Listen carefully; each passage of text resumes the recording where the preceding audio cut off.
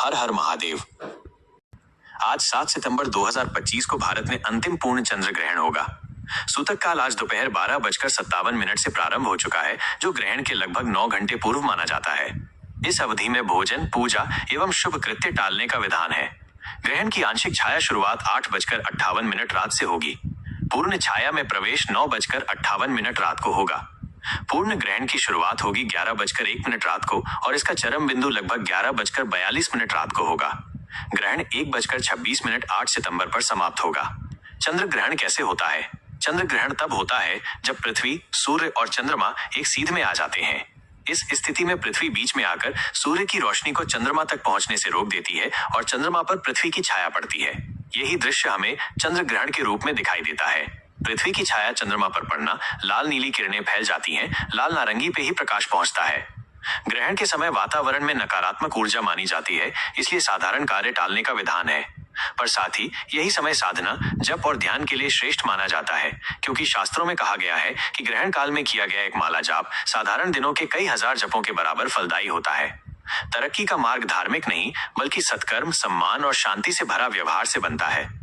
इसलिए किसी को अपमानित मत करो, ये संदेश व्यक्तिगत और सामाजिक दोनों स्तर पर अत्यंत महत्वपूर्ण है। ग्रहण काल का प्रभाव मानसिक और भावनात्मक होता है। जब हम दूसरों का सम्मान करते हैं तो नकारात्मक ऊर्जा का प्रभाव स्वतः कम होता है और सकारात्मक ऊर्जा बढ़ती है। सूतक काल के दौरान भोजन, पूजा, शुभ कृति टाले, ये प्रकृति के बदलाव का संकेत है। ग्रहण से पहले ही तुलसी वाले भोजन का सेवन करें, मंदिर की मूर्तियों को ढक दें। ग्रहण के दौरान धैर्य, मौन, मंत्र जाप, ध्यान करें, विशेषकर ओम नमः शिवाय, ओम चंद्राय नमः, महामृत्युंजय मंत्र। शांत भाव से व्यवहार करें और किसी को अपमानित न करें। गर्भवती महिलाएं ग्रहण के समय बाहर न जाएं, नुकीली वस्तुओं से बचें। ग्रहण खत्म होते ही गंगा जल से स्नान करें, शुद्ध कपड़े पहने, मंदिर की सफाई, गंगा जल का छिड़काव, आरती और दीपक प्रज्वलित करें। आटा, चावल, कपड़ा या धन दान करें।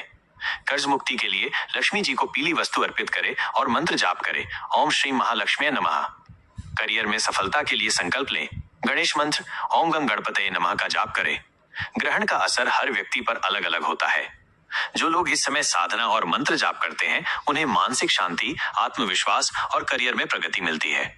जो लोग कर्ज या धन संकट में हैं, वे लक्ष्मी मंत्र और दान पुण्य के जरिए धीरे धीरे कर्ज से मुक्ति पा सकते हैं।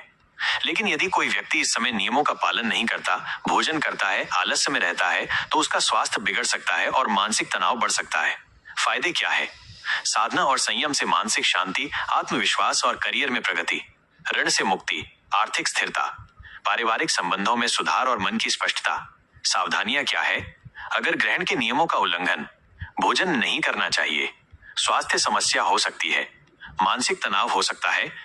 चंद्र ग्रहण डरने वाला समय नहीं, बल्कि आत्मनिरीक्षण, सम्मान और सकारात्मकता से खुद को सुधारने का अवसर है। इसका उपयोग यदि हम अनुशासन, ध्यान और सभी के प्रति सम्मान के साथ करें, तो यह हमें शांति, स्वाभाविक तौर पर सफलता और समृद्धि की राह दिखा सकता है।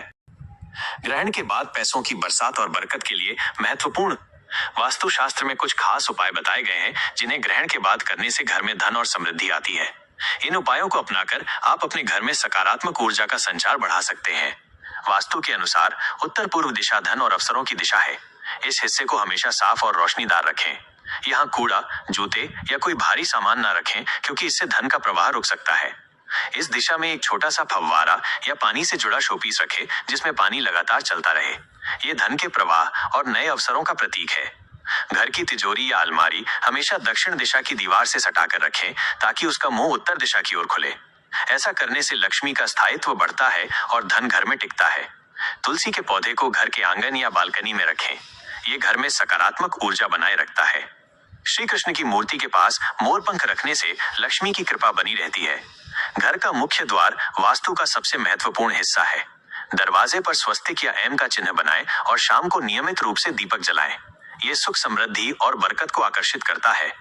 ग्रहण समाप्त होने के बाद घर के उत्तर पूर्व कोने में गंगा जल छिड़कें, वहां एक दीपक जलाएं। ओम श्री महालक्ष्मी नमः मंत्र का 108 बार जाप करें।